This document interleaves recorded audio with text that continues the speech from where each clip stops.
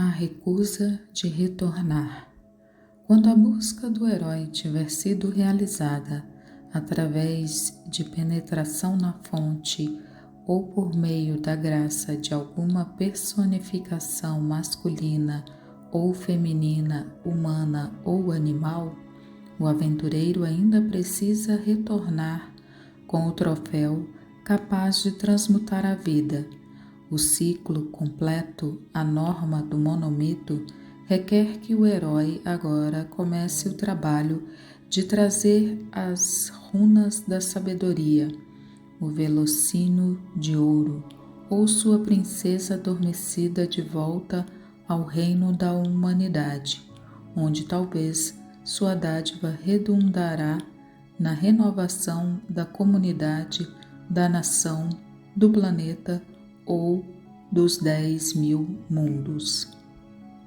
Mas essa responsabilidade foi frequentemente recusada. Mesmo o Buda, após o seu triunfo, duvidou se a mensagem da realização poderia ser comunicada, e temos relatos de que alguns santos morreram durante um êxtase sobrenatural. De fato, numerosos são os heróis que, segundo a lenda, fixaram morada eterna na abençoada ilha da deusa do ser imortal que nunca envelhece. A fuga mágica. Se em seu triunfo o herói ganha a bênção da deusa ou do deus e é explicitamente encarregado de retornar ao mundo com algum elixir para a restauração da sociedade, o estágio final da sua aventura é apoiado por todos os poderes do seu patrono sobrenatural. Por outro lado, se o troféu foi obtido mediante oposição a seus guardiões, ou se o desejo do herói de retornar ao mundo dá causa a ressentimento por parte de deuses ou demônios, então o último estágio do ciclo mitológico se torna uma perseguição vivaz e a miúde cômica.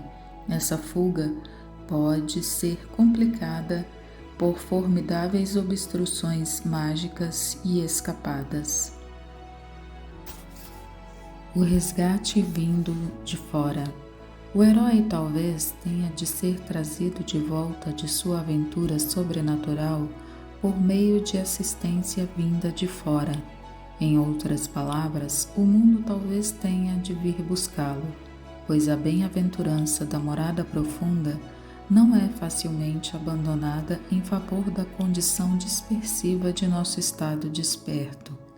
Quem, tendo descartado o mundo, lemos na Upanishad, desejaria retornar novamente? Ele estaria apenas lá.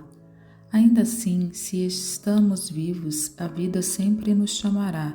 A sociedade tem ciúmes daqueles que se afastam dela e virá bater à porta.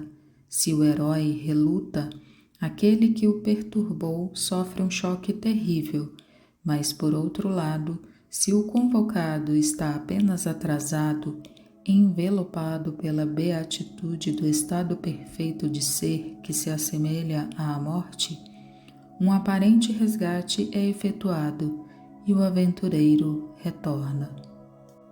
Isso nos leva à última crise do ciclo, para a qual toda a miraculosa excursão não foi senão um prelúdio. Essa crise é, mais especificamente, a paradoxal e supremamente difícil travessia do limiar do retorno do herói, que deve passar do reino místico para a terra do dia a dia comum.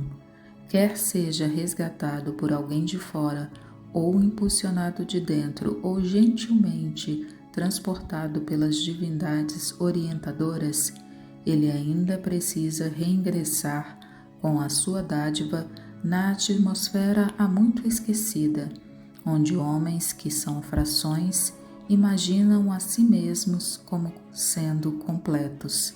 Ele ainda tem de confrontar a sociedade com o seu elixir que redime a vida e despedaça o ego, e levar o contragolpe dos questionamentos racionais, do atroz ressentimento e das boas pessoas que não conseguem compreender. O cruzamento do limiar do retorno. Os dois mundos, o divino e o humano, só podem ser retratados como distintos um do outro, diferentes como vida e morte, como dia e noite. As aventuras do herói acontecem fora da terra que conhecemos, para dentro da escuridão.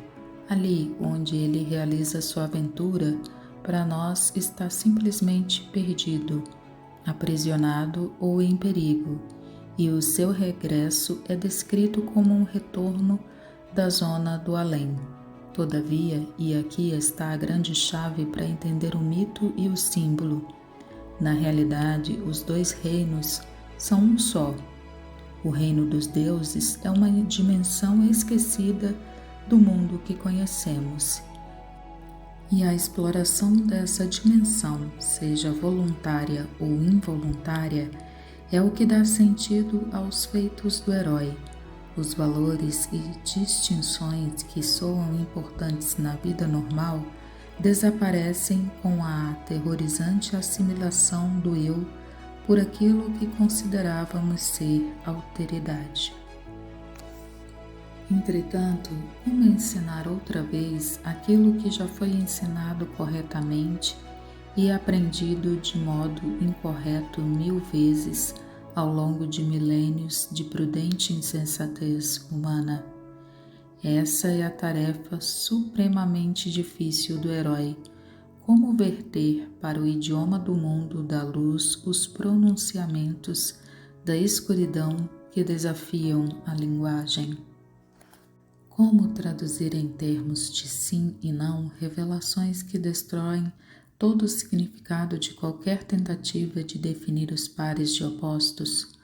Como comunicar a mensagem do vazio que tudo gera a pessoas que insistem exclusivamente na evidência de seus sentidos? Muitos fracassos comprovam as dificuldades desse limiar afirmativo da vida. O primeiro problema do herói que regressa é aceitar como reais as alegrias e tristezas passageiras, as banalidades e obscenidades ruidosas da vida, depois de experimentar a visão da realização que satisfaz a sua alma.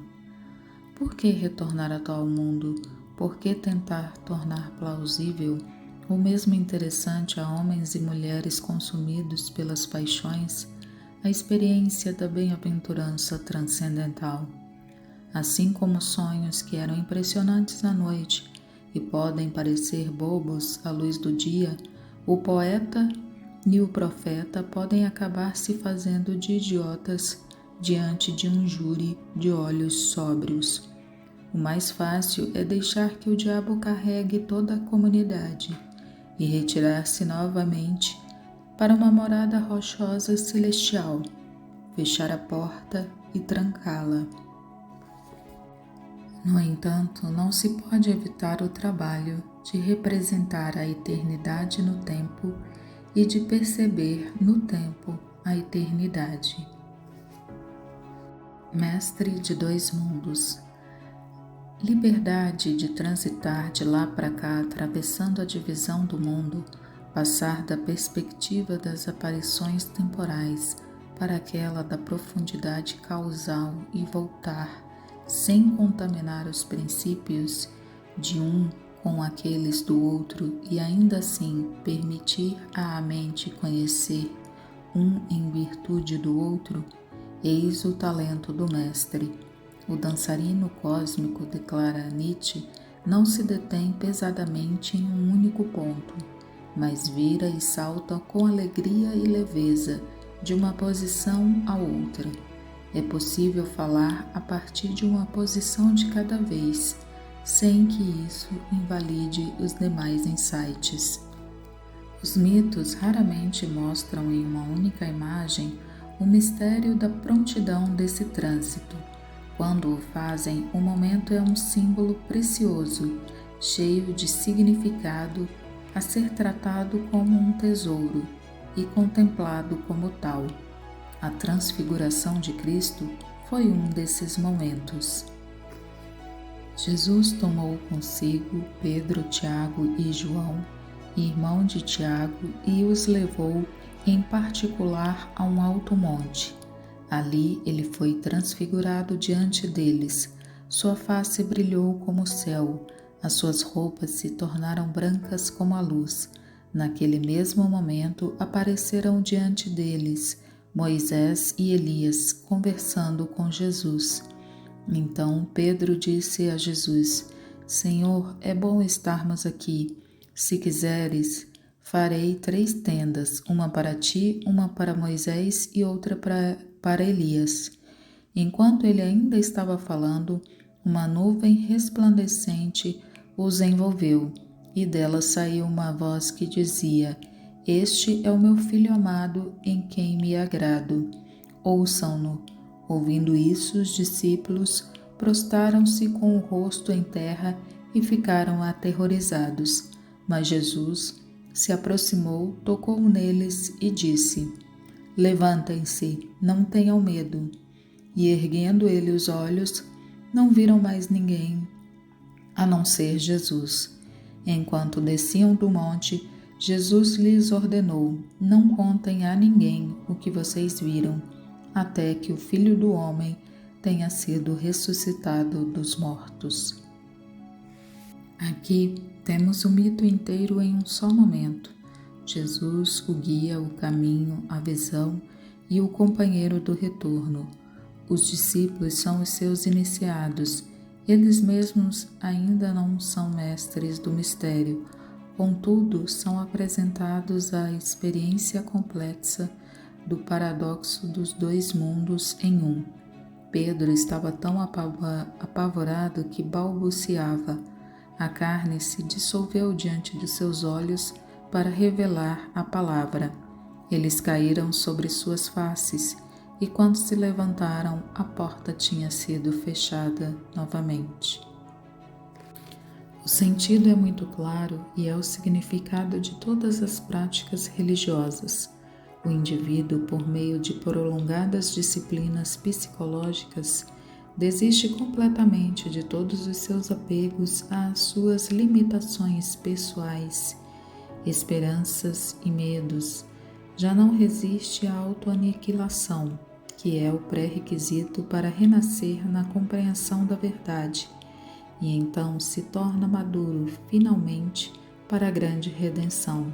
Suas ambições pessoais são totalmente dissolvidas.